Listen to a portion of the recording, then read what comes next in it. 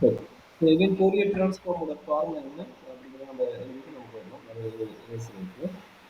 Fourier டிரான்ஸ்ஃபார்மோட notation பார்த்தீங்கன்னா capital F of small F of X equal to 1 by square root of 2 by integral minus infinity to infinity F of X into e power ISX into d x. இது Fourier transform. அது inverse Fourier transform என்ன note பண்ணுவோம்? Small F of x note பண்ணுவோம். 1 by root of 2 divide 1 by square root of 2 by integral minus infinity to infinity.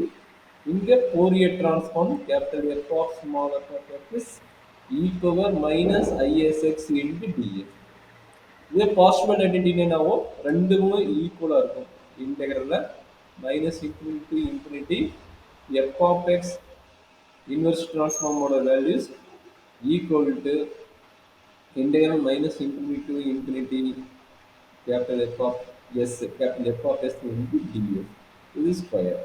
இது வந்து possible identity. சரியாம்மா? இது Fourier டிரான்ஸ்ஃபார்மோட பேசிக் formula. அப்போ இதை வச்சு எப்படி ப்ராப்ளம் சால்வ் பண்ணுறாங்க? ஒரு சிம்பிள் கொஸ்டின் போட்டு அது கொஞ்சம் கொஞ்சமாக ஹார்ட் கொஸ்டின் போவோம். என்ன கொஸ்டின் கேட்குறாங்கன்னா find Fourier transform. Find the Fourier transform f of x equal to 1 in modulus of x is less than a and 0 in modulus of x is greater than b. சரியாம்மா? சரி, இது எப்படி question வந்து find the Fourier transform கேட்குறாங்க. அப்போ find the Fourier transform கேட்கும்போது நம்ம எப்படி சொல்யூஷன் போட்டு இது பண்ண போகிறோம்? That is equal to நம்மளோட பேசிக் என்னமா ஃபோரியர் டிரான்ஸ்ஃபார்மோட ஃபார்முலா. அப்போ capital F of small F of X equal to 1 by root 2 by integral minus infinity to infinity small F of X into e power ISX into dx. கரெக்டாமா? இப்போ என்னன்னா பிரச்சனை, F of எக்ஸோட value எந்த ரேஞ்சில் கொடுத்துக்கலாம்னு பார்க்க போகிறோம். மாடுலஸ். அப்போ அந்த எக்ஸ் எழுதும்போது என்ன ஆகும்னா இந்த இது மாடுலஸ் எலிமினேட் எழுதும்போது என்ன ஆகும்னா minus A less than X less than. சரிங்களாமா? இந்த இன்டர்வல் தான் வேல்யூ வந்து என்ன கிடைக்குது? ஒன்றுன்னு கிடைக்குது. சரிங்களா? அதுக்கப்புறம் ஒரு டயக்ராம் போட்டுருவேன். மாடுலஸ் ஆஃப் எக்ஸ்னு என்ன மீனிங்னா இங்கே மைனஸ் ஏக்கும் தான் பிட்வீன் வேல்யூ இருக்குது. அதோட வேல்யூ என்ன சொல்லிக்கிறாங்க? ஒன்றுன்னு சொல்லிக்கிறாங்க. கரெக்டாமா? அதோட வேல்யூ என்ன சொல்லிக்கிறாங்க? எஃப் ஆஃப் எக்ஸ் வேல்யூ வந்து ஒன்றுன்னு சொல்லிக்கிறாங்க. கரெக்டாமா?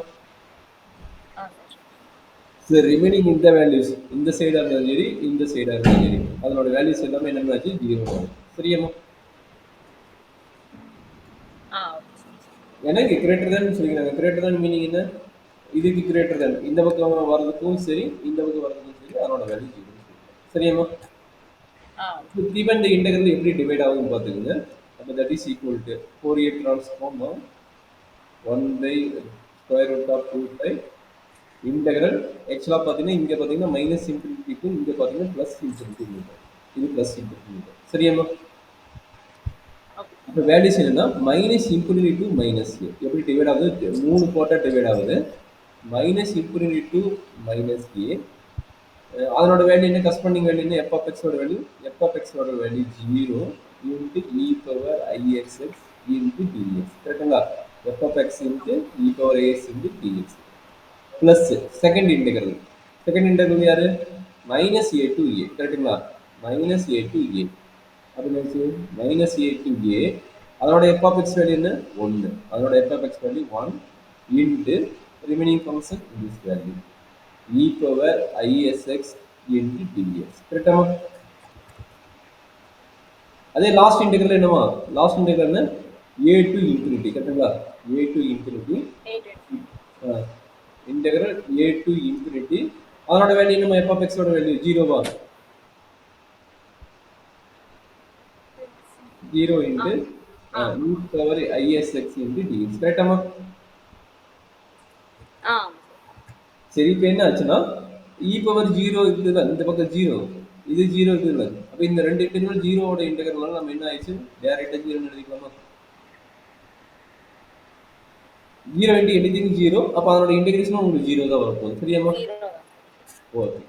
அப்போ ரிமைனிங் யார் இருக்கிறாங்களோ அவங்க மட்டும் கண்டுபிடிச்சா போதும். That is equal to 1 by root 2 by integral minus A to a 1 into e power i x வந்து இ பவர் ஐஎக்ஸ் தான். அப்போ e power i x into dx. கரெக்டாமா? இது ஏதாச்சும் டவுட் இருக்குதாமா? இல்ல சார் இது ஒண்ணு. ஓகே. அப்போ இ பவர் ஐஎக்ஸோட ஃபார்முலா உங்களுக்கு தெரியுமா? என்ன ஃபார்முலா கொடுத்துங்க? காஸ் சைன் கொடுத்துங்க. கரெக்டுங்களா? அப்போ அந்த ஃபார்முலா ஆமா சார். அப்போ cos SX plus I sine SX. கரெக்டாமா? Into dx. கரெக்டுங்களா? ஸோ லிமிட் பார்த்தீங்கன்னா மைனஸ் ஏ டு ஏ இருக்குது.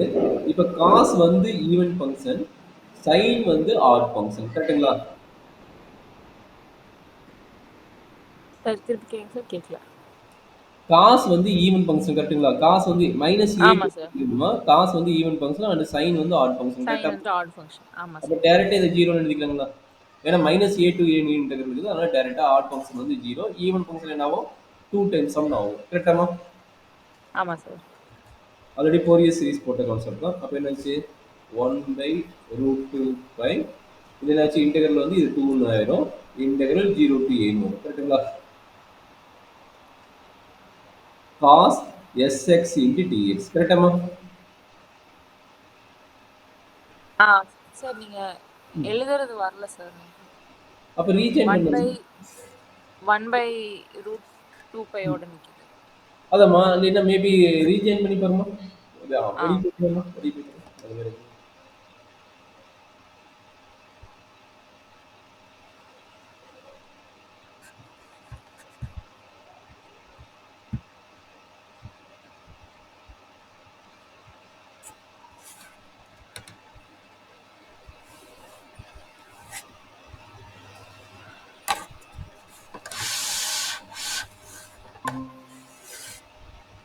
இப்போ என்ன எது வரைக்கும் தெரியுதாம்மா?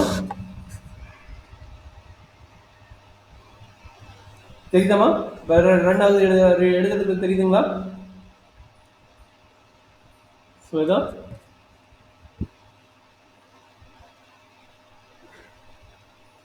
ஸ்வேதா கேக்குதுங்களா? வாய்ஸ் ஆடியபிளா? கேக்குது சார். தெரியுது. நான் மியூட்ல இருந்து நான் நோட்டீஸ் பண்ணேன். ஓகே இருக்காங்க. சரி, அப்போ ஈவன் ஃபங்க்ஷனு. அப்போ இது எப்படி ஆச்சு? 2 times of integral 0 to A cos SX into dx. கரெக்டாமா? ஆமா சார். சரி, இது நம்மளுக்கு காஸ் எக்ஸ் தான். அப்போ இதனோட ஃபார்முலா என்னன்னு நமக்கு தெரிஞ்சுதான் போதும். அப்போ இன்டெகிரல் காஸ் ஏஎக்ஸ் இன்ட்டு டிஎக்ஸோட ஃபார்முலா என்ன கிடைக்கும்? Sine AX by A plus இந்த ஃபார்முலா. சரிங்களா? அப்போ இங்கே ஏவோட வேல்யூ என்ன? எஸ். ஏவோட வேல்யூ என்ன? எஸ். அப்போ என்ன ஃபார்முலா கிடைக்கும்?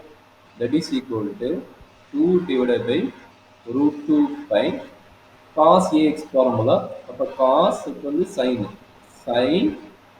Sign s x divided by s. Limit பார்த்தீங்கன்னா 0 டு ஏ. லிமிட் பார்த்தீங்கன்னா 0 டு ஏ. கரெக்டாமா? சார். அப்போ என்னாச்சுமா? இது ஒரு 2 கட் ஆயிருமா? நல்லா பார்த்துங்க. இது ரூட் 2, இது வந்து 2. அப்போ கட் ஆச்சுன்னா இப்போ எப்படி எழுதலாம்? ரூட் 2 டிவைட் பை ரூட் 5 எழுதலாமா?